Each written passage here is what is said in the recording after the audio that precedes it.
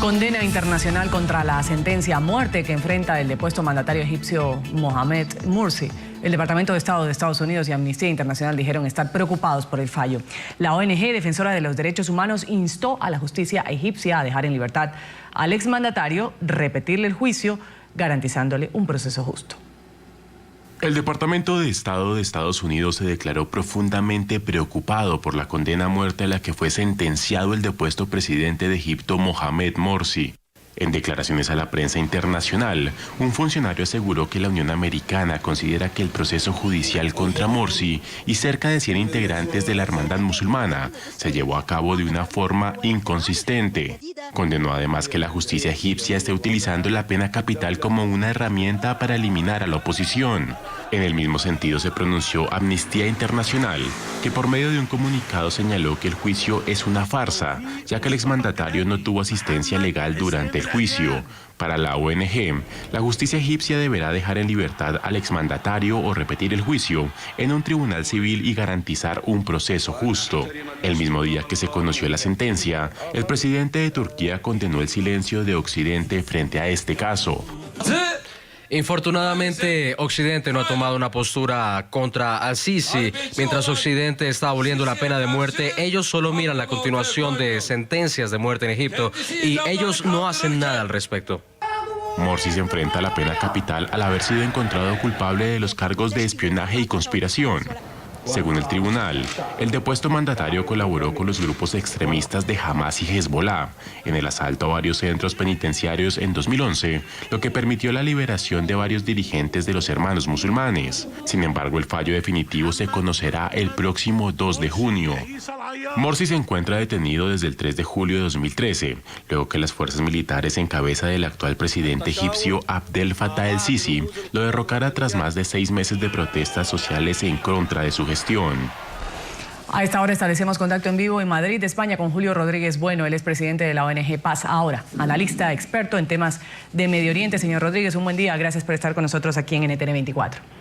Pues hola, muy buenos días y un saludo a su audiencia, por supuesto. Señor Rodríguez, preguntarle, ¿es exagerada esta pena capital contra el islamista Mohamed Morsi, el primer presidente elegido en las urnas de la historia egipcia? Bueno, desde luego, no es que sea exagerado, es que entendemos que es un crimen. Nosotros y los defensores de los derechos humanos en cualquier parte del mundo estamos en contra de la pena capital. Es algo que ha rechazado Amnistía Internacional o cualquier otra organización civil de derechos humanos. Entonces, independientemente de que ahora podemos entrar a las razones que han llevado a ese golpe de Estado en Egipto, a esa dictadura militar del general al-Sisi, la principal idea que queremos transmitir es que es inaceptable ni una sola pena de muerte, más cuando aquí en esta condena no solo se condena a un expresidente derrocado por un golpe de Estado, sino a un número enorme de personas. Creo que son 100 los condenados, pero vamos, digo creo porque las informaciones que da la dictadura militar egipcia son absolutamente fragmentarias y difíciles de confrontar, ¿no? Se habla de una pena absurda, como usted bien lo ha señalado, desproporcionada. Un tribunal penal del Cairo dio este veredicto y se le acusa de protagonizar la mayor conspiración de la historia del país. Hay quienes aseguran que los tribunales civiles y militares se han convertido en un brazo ejecutor que ha enviado a la cárcel a más de 41.000 personas y se ha ensañado incluso con la oposición laica. ¿Está usted de acuerdo con esto de lo que sucede en Egipto? No, es evidente, es decir, es un golpe de Estado militar que se pretende disfrazar como si hubiera vuelto la democracia a Egipto desde el momento en que hubo unas elecciones en la que el general al-Sisi ganó por el 96% de los votos, y lo que es más desastroso es que los gobiernos occidentales pues le dan carta de legitimidad al dictador. Quiero decir, aquí en España se fue recibido por el presidente del gobierno Rajoy y por el rey hace escasas semanas y se presentó a sí mismo pues como el defensor de la estabilidad en Medio Oriente. Y yo lo que querría subrayar, aparte de esta complicidad dolosa de las potencias occidentales, es sobre todo el aplauso del Estado de Israel. Yo creo que es importante resaltar dos cosas. Una, que en esta condena masiva a muerte se ha condenado a varios palestinos.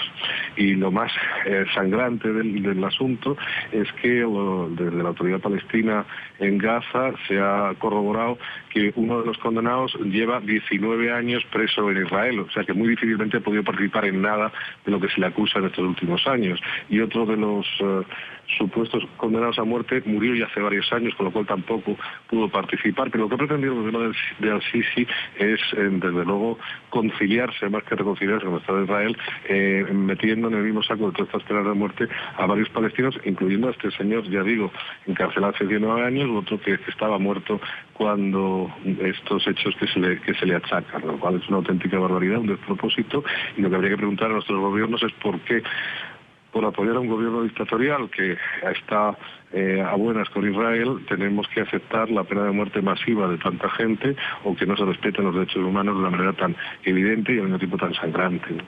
Señor Rodríguez, me quedo con esta frase que usted ha mencionado en la respuesta: complicidad dolosa de potencias occidentales. ¿Cuál debería ser el pronunciamiento de Occidente ante temas como estos? Bueno, yo creo que es evidente que el procedimiento de Occidente, de cualquier país civilizado y por supuesto de los organismos internacionales, empezando por las propias Naciones Unidas, es condenar cualquier dictadura militar, no aceptar que un general que después de un golpe de Estado sangriento consigue en las urnas el 96% de los votos sea un gobierno democrático, y mucho menos por recibirle en nuestros palacios, como ha hecho el rey de España, como ha hecho el presidente Rajoy. Lo que tiene que hacer, a mi juicio, la comunidad internacional es rechazar a los gobiernos que respetan los derechos humanos, rechazar las dictaduras militares y, desde luego, establecer algún tipo de cordón sanitario alrededor de ellos.